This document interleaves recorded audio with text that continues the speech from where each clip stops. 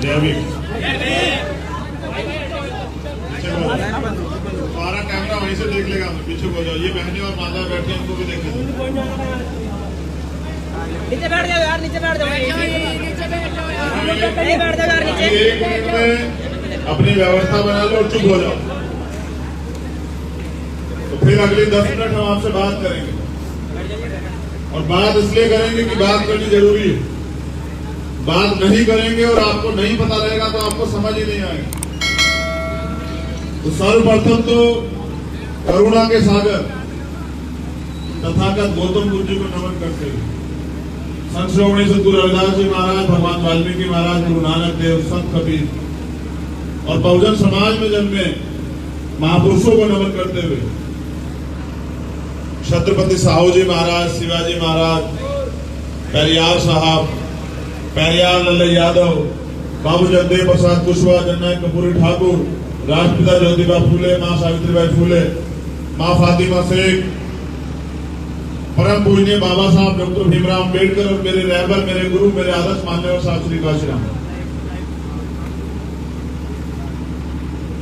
उत्तराखंड के हरिद्वार जिले के भगवानपुर विधानसभा के गांव सिकंदरपुर भैंसवाल की महान जनता, इस प्रांगण में उपस्थित हमारी माताएं बहनें, हमारे बुजुर्ग, हमारे नौजवान साथी, इस मंच पर उपस्थित हमारे सम्मानित आजाद समाज पार्टी और भीम आर्मी के तमाम नेतागण, मेरी आज की बातचीत है वो सिर्फ आपसे है। ये जो नौजवान खड़े हैं तमाम लोग, और ये जो हमारी बहनें और माताएं बैठी हैं, और मैं इसलिए आया हूं कि अपनी बात आपसे रख सकूं, क्योंकि लोकतंत्र ने अधिकार दिया है हर आदमी को बोलने का। और जब ये अधिकार मुझे मिला है तो मैं अपनी बात रखूंगा और आपको बताऊंगा कि वास्तविकता में हो क्या रहा है, होना क्या चाहिए था। ये आजाद भारत है। अगर आप वीडियो नहीं बनाएंगे तो क्या मेरा भाषण नहीं होगा? बताइए।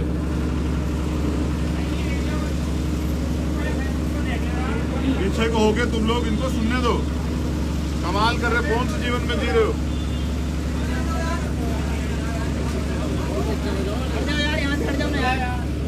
और वहां से बहनों के पास से हटिए सब लोग, इधर आइए, पीछे तक हटिए, कोई ना खड़ा दिखाई दे। वीडियो बनानी ना, वहां से बनाओ, इधर की बस हट जाइए। ये जो अब अगले 10 मिनट आप मेरी बात को गौर से सुने। ये जो वीडियो बनाने वाले बहुत प्यारे लोग हैं, लेकिन वीडियो से नहीं काम चलेगा सर। इस बात को अपने जीवन में अमल में लाना पड़ेगा, तब जाके परिवर्तन होगा। देखो माताएं बहनें आ रही हैं, हमारी बात सुनकर तुम लोग हट जाओ, उनको रास्ता दे दो, उनको आने दो। अब तुम लोग अपने दिमाग और कान को देर के लिए हमारे तरफ को देखो। कुदरत भी आपके ऊपर मेहरबान है। मौसम खराब हो रहा था, बारिश पड़ रही थी, लेकिन जैसे आप यहाँ बैठने के लिए आए तो मौसम ने भी जो है रोक ली बारिश से कि नहीं मैं अभी इनका समय, अभी इनको कोई नहीं छेड़ेगा। समझ रहे? इस देश में गैर बराबरी और गैर बराबरी पे आधारित समाज व्यवस्था बनाई गई। उस व्यवस्था में जिसमें इस देश के बड़े समाज को उसके तमाम अधिकारों से वंचित किया गया। कौन से अधिकार? पढ़ने का अधिकार, पढ़ाने का अधिकार, घूमने का अधिकार, घर बनाने का अधिकार, सम्मान से जीने का अधिकार, अच्छे कपड़े पहनने का अधिकार, मूछें रखने का अधिकार, धन रखने का अधिकार। ये सारे अधिकार जो हैं एक लंबे समय तक छीन के रखे गए। हमारे जो पुराने लोग ये बैठे हुए 2 बुजुर्ग हमारे सम्मानित, ये जानते हो किस तरह का जीवन इन लोगों ने जिया। लेकिन बाबा साहब अम्बेडकर ने 26 जनवरी 1950 को जो संविधान लागू कराया, उस संविधान में देश के अंतिम व्यक्ति को भी, चाहे वो किसी जाति धर्म का हो, अधिकार मिले। और क्या अधिकार? कि वो इस देश में आजादी से जी सकता है, सभी सरकारी संस्थाओं पे, सरकारी जगहों पे जा सकता है, और वो अपनी मर्जी के कपड़े पहन सकता है, अपनी मर्जी का खाना खा सकता है, अपनी मर्जी से जी सकता है।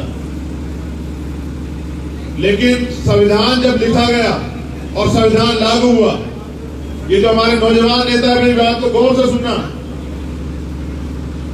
कि संविधान से गैर बराबरी तो खत्म होने का प्रावधान बना कि अगर कोई किसी व्यक्ति पे जाति के आधार पे, धर्म के आधार पे शोषण करता है तो उस पर कार्रवाई होगी।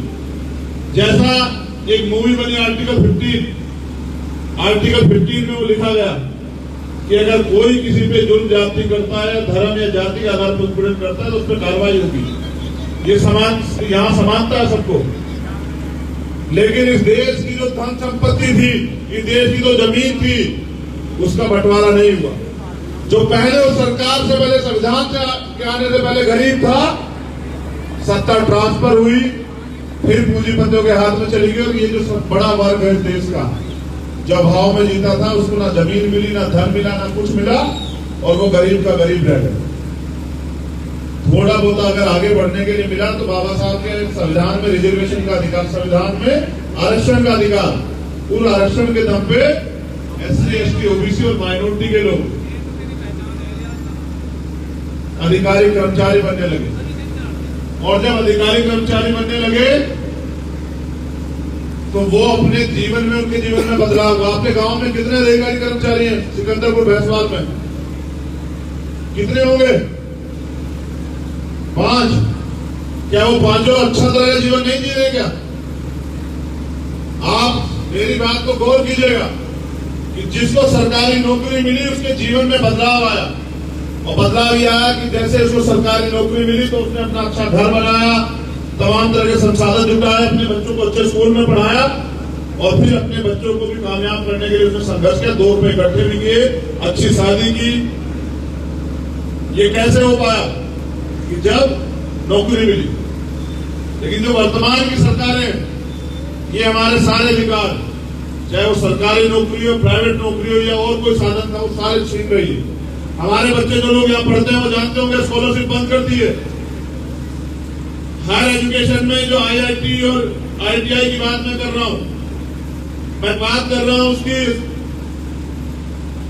ये क्या कर रहे थे, BTech, पॉलिटेक्निक, इसकी जो स्कॉलरशिप आती थी कि गरीब का बच्चा भी वो इंजीनियर बनने लगा था, इसको दिक्कत हो गई, इन्होंने वो बंद करवा दी। अब मैं आपको बताता हूं कि लोकतंत्र बना क्यों था। ये हमारे नेता लोग भी नहीं जानते होंगे, लेकिन आपको जानना बहुत जरूरी है, क्योंकि जब तक अंतिम व्यक्ति नहीं समझेगा, भारतीय संविधान में लोकतंत्र की व्यवस्था इसलिए हुई कि इस देश में, इस प्रदेश में, गांव में भी जो अंतिम व्यक्ति रहता है उसको वो अधिकार मिल सके जो उसको अधिकार नहीं मिले। अब वो अधिकार है क्या? मेरी माता बहने गौर करें, कोई आप जो ये गरीबी और कमजोरी की जिंदगी जी रहे हैं, ये आपके ऊपर कोई अधिकार नहीं कि आप इसे जिएंगे। ये कोई हमारे ऊपर कोई प्राकृतिक या भगवान की कोई मार नहीं कि हम गरीब ही रहेंगे। ये बिल्कुल सत्य नहीं है, ये झूठ है। क्योंकि जिन लोगों पे हमने भरोसा किया, कभी उन्होंने गरीबों के बारे में सोचा ही नहीं। आपने देखा कोई विधायक गरीब देखा आपने? यहाँ तो प्रधान भी गरीब नहीं रहता है, यहाँ तो BDC भी गरीब नहीं रहता, जिला पंचायत सदस्य भी गरीब नहीं रहता। तो ये देश की जनता गरीब कैसे रह सकती है?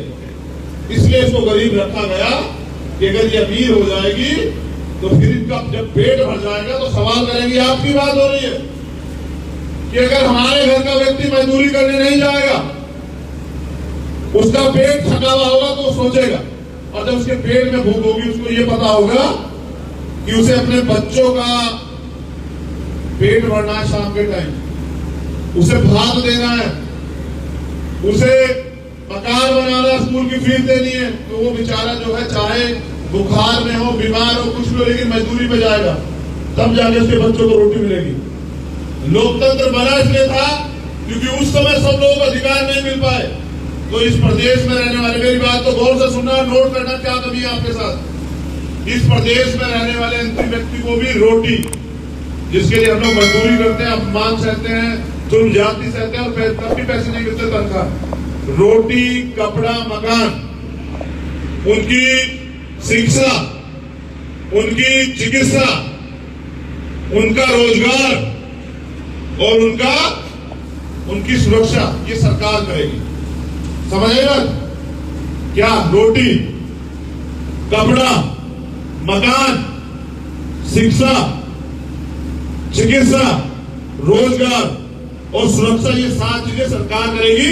इसलिए पूरा सिस्टम बना, इसलिए प्रधान से लेकर प्रधानमंत्री बना कि भाई ये 7 चीजें सरकार अंतिम व्यक्ति को भी देगी। क्या सरकार ये 7 चीजें आपको दे रही है? क्या किसी सरकार ने आपको रोटी दी, कपड़े दिए, मकान दिए, आपकी पढ़ाई का खर्चा उठाया, आपके इलाज का खर्चा उठाया, आपको रोजगार दिया, आपकी सुरक्षा की? अगर ये सब चीजें की होती तो अत्याचार कैसे होता? ये मैं इसलिए आपको बता रहा हूं कि ये जिम्मेदारी, ये गारंटी है कि सरकार देगी। लेकिन आज तक आपकी सरकार, आपका प्यार करने वाली, आपका हक अधिकार के लिए लड़ने वाली सरकार नहीं आई, तो उनको लगता है कि जब तक इनके पेट में रोटी की भूख रहेगी तो ये आपसे सवाल नहीं करेंगे। और जिस दिन इनका पेट थका हुआ होगा, इनके 1-1 महीने का राशन होगा, तो ये आप अपने हक अधिकार के लिए आपसे लड़ेंगे। इसलिए बना संविधान कि हर एक घर को एक सरकारी नौकरी मिले। क्या आपके घरों में मिली सरकारी नौकरी? क्यों नहीं मिली? क्योंकि ये देना नहीं चाहते। ये 7 चीजों की गारंटी, और फिर नौकरी, और जब नौकरी मिलेगी तो हर घर के हालात बदलेंगे, फिर कोई कमजोर नहीं रहेगा। आज कितने पैसे खर्च होते हैं बच्चों की पढ़ाई में? जो नौजवान बैठे हुए हैं, जितनी कमाई करते हैं उसका आधा पैसा बच्चों की पढ़ाई में जाता है। एक तरफ सरकारी स्कूल, एक तरफ प्राइवेट स्कूल। अगर सरकारी स्कूल में पढ़ाई नहीं होता, आदमी प्राइवेट में पढ़ाता, जब प्राइवेट में पढ़ाता तो फीस देनी पड़ती है, और अगर फीस न दे तो मास्टर नाम काट देता है। एक तरफ सरकारी अस्पताल, एक तरफ प्राइवेट अस्पताल। अच्छा इलाज चाहिए, जीवन बचाना तो प्राइवेट में जाओ, सरकारी में जाओगे तो कुछ नहीं होगा। क्यों? सरकारी में स्वास्थ्य सुविधा क्यों नहीं हो सकती? अगर सरकारी में सुविधा हो जाएगी तो प्राइवेट कैसे चलेंगे? अमीरों को पैसे कैसे मिलेंगे? फिर वो आपकी खाल कैसे उतारेगा अस्पताल में? फिर वो डिलीवरी टाइम में 30,000 का 25,000 का बिल कहां से बनाएगा? तो इन लोगों ने इस सिस्टम को बर्बाद किया। इसलिए बर्बाद किया कि गरीब गरीब रहे और अमीर अमीर होता रहे। लेकिन बाबा साहब के संविधान ने हमें ताकत दी, और भीम आर्मी के जो कार्यकर्ता हैं, आपने देखा होगा कितनी मेहनत से गांव गांव जाके, बारिश हो, तूफान हो, आंधी आए, धूप हो, गर्मी हो, रेत हो, मोटरसाइकिल हो, साइकिल हो, आधी रात हो, चाहे रोटी मिले ना मिले, लेकिन वो स्वाभिमान की इस लड़ाई को लड़ता है। आपके पेट में रोटी हो ना हो, लेकिन मैं दलित समाज के लिए स्पेशल कह रहा हूं, ये नौजवान जो खड़े हैं, हमारे मुस्लिम भाई भी यहाँ हैं, लेकिन दलित समाज ने चाहे उसके पेट में रोटी ना हो, लेकिन स्वाभिमान की लड़ाई शुरू से लेकर आज तक लड़ी है। कभी अपना स्वाभिमान गिरवी नहीं रखा किसी के सामने। और ये ताकत है आपकी। इस ताकत से लोग जो है आपकी ताकत की हैसियत लगाते हैं कि आप कितने ताकतवर। मैं बात आपको इसलिए कह रहा हूं कि ये होना चाहिए, जो 7 चीजें मिलनी चाहिए। जो सुविधाएं हैं, अमीर को मिलती है एसी, वो आपको भी मिलना चाहिए। जो एक अमीर को मिलती है, उसके पास गाड़ी है, वो आपको भी मिलना चाहिए। लेकिन ये मिलेगा कब? जब आपका व्यक्ति चुन के जाएगा, आपके बीच का व्यक्ति, वो व्यक्ति जो आपके दुख दर्द जानता हो, जिसने आपकी नाली, सड़क, बिजली, पानी की समस्या को देखा। ये तब होगा जब आपका आदमी कुर्सी पे बैठेगा और वो अपने लोगों के लिए काम करेगा। ये बात बताने के लिए मैं यहाँ आया कि भीम आर्मी के लोगों ने 5 साल से पूरी जिम्मेदारी से अपनी भूमिका को अदा किया। लेकिन अगर आज इन लोगों को आप आने वाले समय में ताकत देते हो, तो मैं लिख के देता हूं, ये जो बातें मैंने आपसे कही, ये बातें आपकी धीरे धीरे करके सारी पूरी होंगी। और जब ये पूरी होंगी तो रोटी के लिए किसी को मोहताज नहीं होना पड़ेगा। आपको पता है योजनाएं हैं कि अगर बच्ची की शादी करनी हो तो सरकार जो है मदद करेगी। लेकिन अगर आज हमारे गरीब आदमी को शादी करनी हो तो वो किसी साहूकार से या किसी पैसे वाले से उधार लेगा, उस उधार को वो जो है 10 साल में उतारेगा। ये जो जानवरों जैसा जिंदगी, ये जो गरीबत और तमाम तरह की बुनियादी जरूरतों से दूर जिंदगी हम जी रहे हैं, ये हमारे ऊपर प्राकृतिक मान नहीं है। मैंने पहले बताया, ये सिस्टम ने हमारे ऊपर डाली है। और मैं चाहता हूं कि देश में रहने वाले, इस प्रदेश में रहने वाले अंतिम व्यक्ति का भी जीवन अमीरों की तरह हो। वो तब होगा जब अच्छे लोगों को मौका मिलेगा। तो अगर आप लोग हमें आने वाले कल में ताकत दोगे तो मैं गारंटी से कहता हूं कि ये सिकंदरपुर फैसलाल है और ये बाबा साहब की मूर्ति। और जब मैं इधर से जाता था बहुत दिन पहले, ये जानता है अमरीश, तो हम भी देख के हिम्मत करके कहते थे कि भाई देखिए इस गांव की ताकत, देखिए कितनी अच्छी सुंदर बाबा साहब की मूर्ति लगाई है और कितनी अच्छी सजा के रखते हैं इसको। लेकिन ये मूर्तियां तो सज रही है, लेकिन क्या हमारे लोगों का सजने संवरने का समय अब नहीं आया? क्या हमारे लोगों के जीवन में बदलाव होना चाहिए नहीं होना चाहिए? बताइए। क्या हमारे लोगों को गरीबी से मुक्ति मिलनी चाहिए नहीं मिलनी चाहिए? क्या अमीरों जैसी सुविधाएं हर गरीब को मिलनी चाहिए नहीं मिलनी चाहिए? क्या हमारा आदमी आज भी ऐसी टूटी चप्पल पहन के, फटा हुआ पजामा पहन के गरीबों की जिंदगी में अपने जीवन को ऐसे जिएगा? ये नहीं चलेगा इस देश में। और ये देश में खत्म हो, इसलिए हम लोग यहाँ।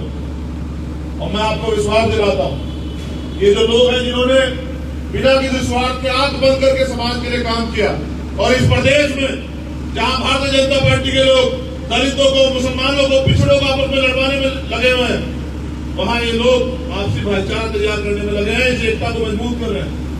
अगर आप लोग इन्हें ताकत दोगे, प्यार दोगे, तो मैं विश्वास से कहता हूं कि आने वाले 5 साल बाद ही आपके जीवन में इतना बड़ा बदलाव होगा जो आपने कभी सोचा भी नहीं था। कभी ऐसा भी होता है, और ऐसा इसलिए होता है कि जब आप टीवी पे देखते हैं तो आप कहते हैं कि भाई हमारा भाई हमसे मिलेगा कब, और जब आपका भाई आपके सामने आता है तो आपके दिल में रहता है कि भाई हमारा भाई आ तो गया, लेकिन हमारे लिए कुछ करेगा कब। और मेरी भी इच्छा है कि मैं आपके लिए कुछ करूं, लेकिन आप ये बताइए, जब तक मुझे मौका नहीं मिलेगा मैं क्या कर सकता हूं? बताइए। अगर आप मुझे मौका देंगे तो मैं अपने लोगों के लिए कर सकता हूं, उन तमाम लोगों के लिए, तमाम गरीबों के लिए, दलितों के लिए, मुसलमानों के लिए, पिछड़ों के लिए, सताए हुए लोगों के लिए, जिनको कुछ नहीं मिला। आप ये चाहते हैं ताकत आप हमें देंगे नहीं देंगे? 2 राउंड भरे बताइए। अगर देंगे तो फिर मौका देंगे तो फिर हमारा काम भी देंगे, अगर मौका नहीं देंगे तो हम मजबूर हैं कि दूसरे लोग तो बैठे गद्दी पर, वो कुछ करना नहीं चाहते, हमारे लोग जो करना चाहते हैं वो बेचारों को अवसर नहीं मिल रहा है। क्या मेरी बहनें हमारा साथ देंगी या नहीं देंगी? ये देखो लाल एजेंसी वाले नहीं उठा रही यार, मैं देख रहा हूं तुझे।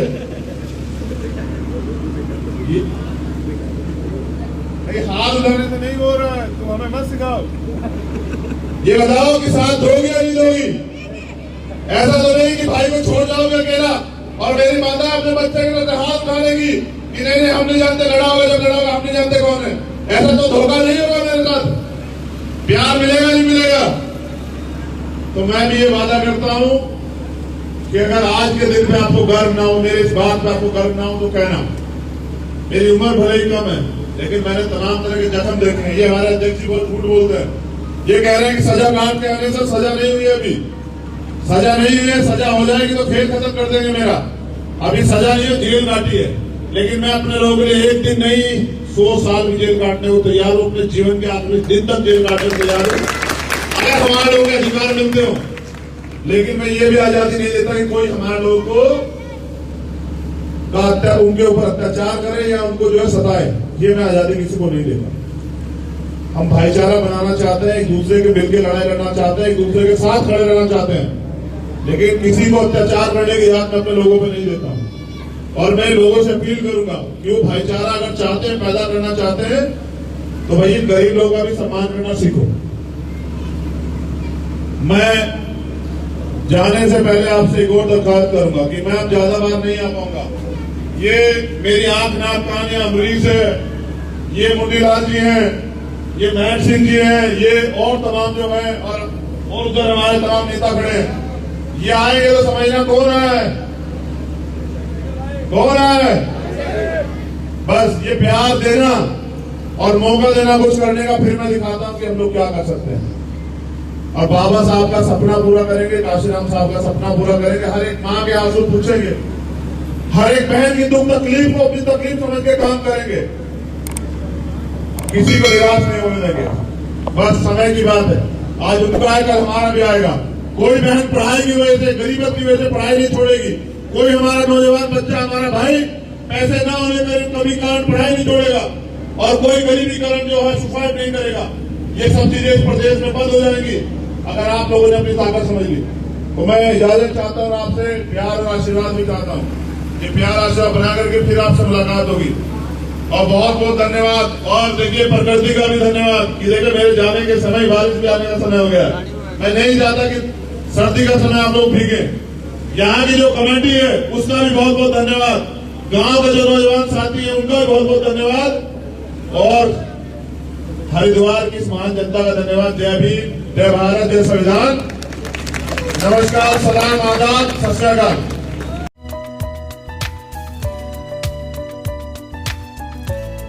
है।